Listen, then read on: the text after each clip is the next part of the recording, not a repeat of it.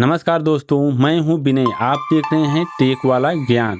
इस वीडियो में हम बात करेंगे, यदि आप लोग सोलर इन्वर्टर लेने जा रहे हैं तो किस टेक्नोलॉजी का लें, क्या क्या उसमें स्पेसिफिकेशन होना चाहिए और क्यों। तो देखिए, सबसे पहले अगर आप लोग सोलर इन्वर्टर लेने जा रहे हैं तो यहाँ पे अगर आप लोग देखें तो मार्केट में दो टाइप के आते हैं। एक पीडब्ल्यूएम टेक्नोलॉजी के साथ आता है और एक एमपीपीटी टेक्नोलॉजी के साथ आता है। तो देखिए, अगर आप लोग यह नहीं जानते हैं कि जो पीडब्ल्यू टेक्नोलॉजी का इन्वर्टर उसका काम करने का तरीका क्या है, या ये जो एमपीपी टेक्नोलॉजी का जो इन्वर्टर है उसका काम करने का तरीका क्या है, तो इसके ऊपर हम अपने चैनल पे ऑलरेडी वीडियो डाले हुए हैं। वहाँ पे आप लोग जाकर के पहले उस वीडियो को देख लीजिए। उसका लिंक हम यहाँ पे आई बटन में दे देंगे, उसे देख लीजिए। वहाँ से आप लोगों को पूरी जानकारी मिल जाएगी कि यहाँ पे पीडब्ल्यूएम टेक्नोलॉजी का काम क्या है और एमपीपीटी टेक्नोलॉजी का काम क्या है। तो यहाँ पे सबसे पहला काम आप लोग को करना है, आप लोगों को एमपीपीटी टेक्नोलॉजी के साथ जाना है। यानी कि जब भी आप लोग सोलर इन्वर्टर लेने जाएं तो एमपीपीटी टेक्नोलॉजी का इन्वर्टर लें। फिर उसके बाद यहाँ पे आप लोगों को कई चीज़ों को देखना है। ऐसा नहीं कि अगर आप लोग गए किसी भी ब्रांड का गए, एमपीपीटी टेक्नोलॉजी का सोलर इन्वर्टर उसे आप लोग बाय कर लिए, ऐसा बिल्कुल भी नहीं करना है। फिर देखिए, उसके बाद यहाँ पे आप लोगों को यह देखना है कि जो सोलर इन्वर्टर है उसमें अधिक से अधिक वाट का पैनल सपोर्ट हो। जैसे मान चलिए कम से कम यहाँ पे 1000 वाट से ऊपर ही सपोर्ट होना चाहिए। जैसे कुछ कंपनियां इस समय 1400 वाट तक के सपोर्ट दे रहे हैं, जैसे कि 12 वोल्ट इन्वर्टर के साथ। वहीं अगर आप लोग 24 वोल्ट के इन्वर्टर के साथ अगर लेने जा रहे हैं तो कम से कम 3000 या 3400 वाट तक के पैनल का सपोर्ट मिलना चाहिए। देखिए, अधिक पैनल का अगर सपोर्ट है तो आप लोगों को यह बेनिफिट मिलेगा कि अगर आप लोग जैसे धूप हो जाती है तो उसके बाद जो अपने घर के अप्लायंस को चलाते हैं दिन में, तो यहाँ पे आप लोग पूरे लोड के साथ उसे चला पाएंगे। और उसके साथ साथ अगर पैनल का सपोर्ट अधिक रहे, अगर आप लोग ज़्यादा पैनल लगा लेते हैं तो आपकी बैटरी भी चार्ज हो जाएगी और पूरे दिन आपके घर के लोड भी चलेगा। तो ये काफ़ी अच्छा रहता है, जिससे आप लोगों की बिजली का बिल भी बचेगा।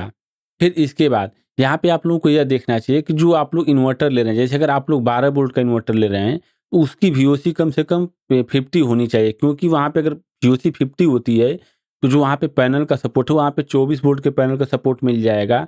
वहीं अगर आप लोग 24 वोल्ट के इन्वर्टर लेने जा रहे हैं तो उसकी भी वीओसी आप लोग चेक कीजिए, कम से कम 110 वोल्ट की हो। देखिए, अगर यहाँ पे अगर 100 से 110 वोल्ट की वीओसी मिलती है 24 वोल्ट में, तो वहाँ पे आप लोगों को बेनिफिट यह मिलेगा कि यहाँ पे आप लोग जो सोलर पैनल है उसे अगर 24 वोल्ट का सोलर पैनल लगाते हैं तो उसे सीरीज में कर देंगे दो पैनल को। तो वहाँ पे जो आपका वोल्ट है वो इंक्रीज हो जाएगा। उससे जो आपके वायर हो अगर पतला भी रहेगा तो काम चल जाएगा और वहाँ पे आपको एनर्जी लॉस नहीं होगा। वहीं अगर हम बात करें 12 वोल्ट में, यदि आप लोग 12 वोल्ट में अगर 50 वोल्ट की वीओसी का अगर अपना इन्वर्टर लेते हैं तो यहाँ पे आप लोगों को दो फायदा होगा। पहला कि आपको जो वायर है वो भी पतला लगेगा, क्योंकि वहाँ पे अगर जैसे कि 24 वोल्ट का जो पैनल है उसमें आपका यहाँ पे एनर्जी लॉस कम होगा 12 वोल्ट के पैनल के मुकाबले। फिर इसके बाद अगर आप लोग जब पैनल खरीदने जाएंगे तो जो 24 वोल्ट के पैनल है, जैसे अगर 500 वाट या 550 वाट या 590 वाट, वो काफ़ी सस्ते मिलते हैं। जैसे अगर आप लोग इस समय लेने जाएंगे मार्केट में तो यहाँ पे 18 रुपये या 19 रुपये, कुछ 17 रुपये वाट तक के भी पैनल मिल जाते हैं। तो यहाँ पे आपका पैनल में भी पैसा बचेगा। वहीं अगर आप लोग 12 वोल्ट का पैनल लेते हैं 100 वाट या 200 वाट या 150 वाट का, तो वहाँ पे आप लोगों का क्या होगा कि जो पैनल का प्राइस है वो काफ़ी इंक्रीज हो जाता है। लगभग 33 रुपये से 35 या 36 रुपये के बीच में आप लोगों को मिलेगा। तो देखिए, यदि आप लोग वहीं 24 वोल्ट में लेते हैं पैनल और अधिक वाट में, तो यहाँ पे आप लोगों को काफ़ी सस्ता मिल जाएगा, यहाँ पे आपका पैसा बच जाएगा। फिर इसके बाद जब आप सोलर इन्वर्टर लेने जाएँ तो यहाँ पे एक और चीज़ का ध्यान रखिए कि जो उसमें चार्जिंग कंट्रोलर लगा है, जैसे जो भी सोलर इन्वर्टर आता है उसमें एक चार्जिंग कंट्रोलर लगा होता है। वो चार्जिंग कंट्रोलर कितने एम्पीयर का है, जितना अधिक एम्पीयर का उतना ही आप लोगों को बेनिफिट मिलेगा। क्योंकि जो भी सोलर से ऊर्जा आएगी उसे आप लोगों को आसानी से हैंडल कर पाएगा। तो इस समय अगर आप लोग देखें तो 12 वोल्ट हो या 24 वोल्ट हो, वहाँ पे 100 एम्पीयर या 104 एम्पीयर तक के जो सोलर इन्वर्टर हैं वो आ चुके हैं मार्केट में। यहाँ पे कोशिश कीजिए कि 100 एम्पीयर तक के सोलर इन्वर्टर को आप लोग परचेज कीजिए। अगर आप लोग उसे नीचे का लेना चाहते हैं किसी अच्छे ब्रांड का, तो कम से कम एटलीस्ट 70 एम्पीयर तक का होना चाहिए चार्जिंग कंट्रोलर। अगर उससे कम है तो उसे अवॉइड कर दीजिए, उसे आप लोग ना लीजिए। फिर इसके बाद यहाँ पे अगला पैरामीटर जो हम लोगों को देखना है, जो बैटरी का चार्जिंग एम्पीयर उसे सेट करने का ऑप्शन मैनुअल दिया हो। देखिए, क्या होता है कि जैसे कोई 150 एच की बैटरी हो या फिर कोई 200 एच की हो या कोई 300 एच की हो, तो यहाँ पे सबको समान एम्पीयर पे चार्ज नहीं किया जा सकता है। तो वहाँ पे अगर आप लोग मैनुअल सेट करने का ऑप्शन रहेगा तो उसके हिसाब से आप लोग बैटरी के हिसाब से उसे सेट करके अपनी बैटरी को आसानी से चार्ज कर पाएंगे। या फिर मान चलिए कि इस समय अगर आप लोग देखें तो मार्केट में लगभग 50 एम्पीयर तक के चार्जिंग सपोर्ट के इन्वर्टर आ चुके हैं। तो यहाँ पे आप लोगों को बेनिफिट यह मिलेगा कि मान चलिए कि अगर आप लोग के पास जैसे कि 150 एच की बैटरी है, तो अगर C10 बैटरी है तो वहाँ पे आप लोग 15 एम्पीयर से उसे चार्ज कर पाएंगे। वहीं मान चलिए कि आपके पास अगर 300 एच की बैटरी है, C10 बैटरी है, तो उसे आप लोग उसे 30 एम्पीयर तक सेट करके चार्ज कर पाएंगे। या फिर मान के चलिए कि अगर आप लोगों को बैकअप काफ़ी ज़्यादा चाहिए, तो यहाँ पे आप लोग क्या कर सकते हैं, 200 एच की 2 बैटरी को पैरेलल करके उसमें लगा सकते हैं और उसे 40 एम्पीयर या 50 एम्पीयर से चार्ज करके आसानी से उसका लाभ उठा सकते हैं। तो यहाँ पे जब भी आप लोग इन्वर्टर लेने जाएँ तो इस पॉइंट को भी कंसीडर करें कि वहाँ पे मैनुअल चार्जिंग कंट्रोल का ऑप्शन हो, चार्जिंग एम्पीयर को सेट करने का ऑप्शन हो और वहाँ पे अधिक से अधिक जैसे 50 एम्पीयर तक चार्जिंग सपोर्ट मिल रहा हो। फिर इसके बाद हम लोग को यहाँ पे अगला पॉइंट ध्यान रखना है, जो यहाँ पे बैटरी को फुल चार्जिंग का वोल्टेज होता है, जैसे कि 14.2 वोल्ट या 14.4 वोल्ट या कुछ बैटरी 14.6 वोल्ट तक फुल चार्ज होती हैं।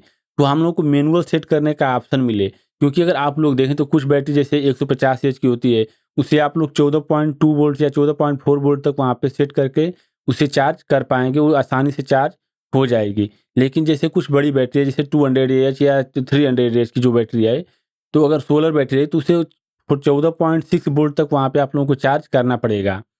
या फिर मान चलिए कि अगर आप लोगों की बैटरी कहीं पूरा डीप डिस्चार्ज हो जाती है, तो वहाँ पे अगर आप लोग नॉर्मल वोल्ट पर अगर चार्ज करते हैं जैसे 14.4 वोल्ट पर या 14.2 वोल्ट पर, तो वहाँ पे वो फुल जो चार्ज है बैटरी नहीं हो पाएगी। उस वहाँ पे सल्फेशन आ जाता है, तो उसे हटाने के लिए हम लोग को बैटरी को इक्वलाइजेशन करना पड़ता है। तो उसके लिए क्या करना पड़ता है, हम लोग को यहाँ पे लगभग 15 वोल्ट तक बैटरी को फुल चार्ज करना पड़ता है, तब जा कर के वहाँ पे जो सल्फेशन है वो हटता है और बैटरी फुल चार्ज हो पाती है और अच्छे से बैकअप मिल पाता है। देखिए यहाँ पे ना जो मैनुअल चार्जिंग वोल्टेज जो सेट करने का ऑप्शन है काफ़ी इंपॉर्टेंट होता है। जैसे मान चलिए कि अगर आप लोगों को अगर जैसे ऑप्शन नहीं होता है, तो अगर आप लोग कोई बड़ी बैटरी अगर अपने इन्वर्टर में लगाते हैं, अगर वो कंपनी का सेट है जैसे 14.2 वोल्ट या 14.4 वोल्ट, अगर आपकी बैटरी अगर फुल चार्ज नहीं हो पाती उस वोल्टेज पर, तो वहाँ पे आपकी बैटरी में धीरे धीरे सल्फेशन होते रहेगा और आपकी बैटरी का जो बैकअप वो धीरे धीरे कम होता रहेगा और आपकी बैटरी काफ़ी जल्दी खराब हो जाएगी। फिर इसके बाद हम लोग को एक अगला पॉइंट ध्यान रखना चाहिए, जो बैटरी का लो कट वोल्टेज होता है उसे भी मैनुअल सेट करने का ऑप्शन हो।